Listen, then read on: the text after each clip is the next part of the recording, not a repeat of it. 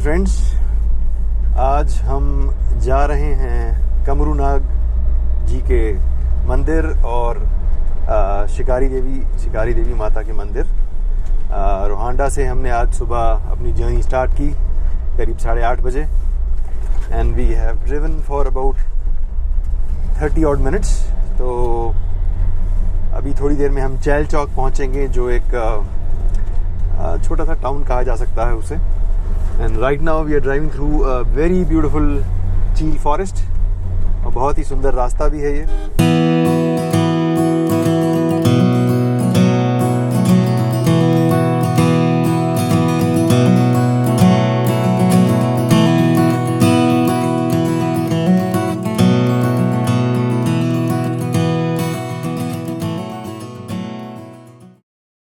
श्री कमरूनाग जी के मंदिर जाने के लिए आपको पहले रोहांडा पहुंचना पड़ेगा।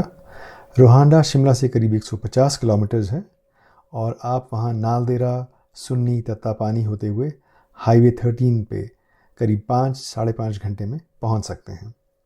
रोहांडा से कमरूनाग जी के लिए आपको कम से कम 2.5 से 3 घंटे लगेंगे। इसमें से करीब 17-18 किलोमीटर का सेक्शन काफ़ी रफ़ है, कच्चा है और बरसात या सर्दियों के दिनों में वहाँ पे जाना रिकमेंडेड नहीं है।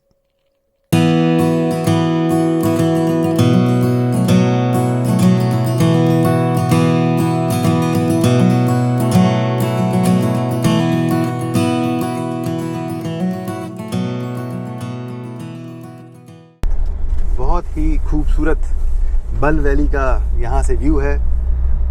मंडी डिस्ट्रिक्ट में इस समय हम ट्रैवल कर रहे हैं। So I'm really looking forward to today's day. This is going to be a long day.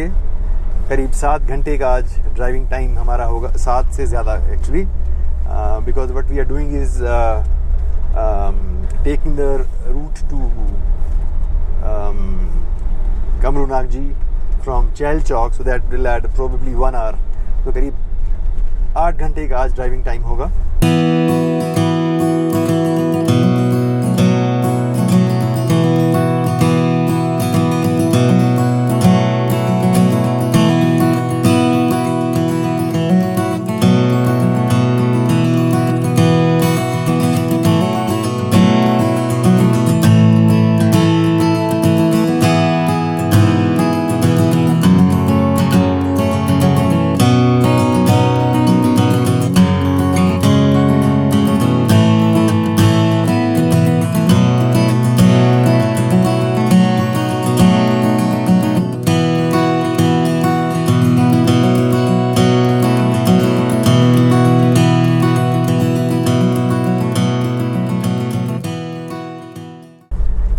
So दोस्तों, let me take this opportunity to talk to my dad about what kind of trees do we have, what kind of plants and wildlife there is in this forest. So dad, over to you. किस तरह के यहाँ पे ये जो हम देख रहे हैं, कुछ चील के हैं, कुछ बान के पेड़ हैं, तो इस बारे में कुछ बताइए मेरे व्यूअर्स को। इस टोपोग्राफी और अल्टीट्यूड पे चील प्राइमरी फॉरेस्ट क्रॉप है, उसके एसोसिएट्स भी होंगे जैसे बान ओक है और एक्सपोज प्लेसेस पे हिल पॉपुलर है, शेडी प्लेसेस पे रोडोडेंड्रॉन्स होंगे और इस तरह से minor plants which are fuel wood plants also grow in this area. Ground flora is very rich, a lot of ferns, grasses and some edible plants also grow in this area. Medicinal plants also grow, which are harvested by local people for their use and sometimes for trade also. The wildlife in this area is primarily the jungle fowl, the other birds, parakeets and Himalayan quail and large cats like panther, wild cats and also species like porcupines at times are found, jackals, foxes, and things like that.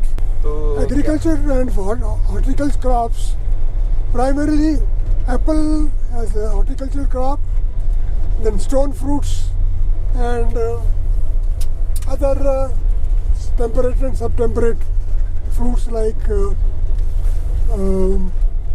pears, plums, apricots. Apricot also grow wild here, which is apart from its fruit is eaten, its kernel is also utilized for extracting oil, which is eaten by the local people, oil from the apricot kernels. thank you, Dad. Then agricultural crops are primarily maize during summer and wheat and barley during winter crop.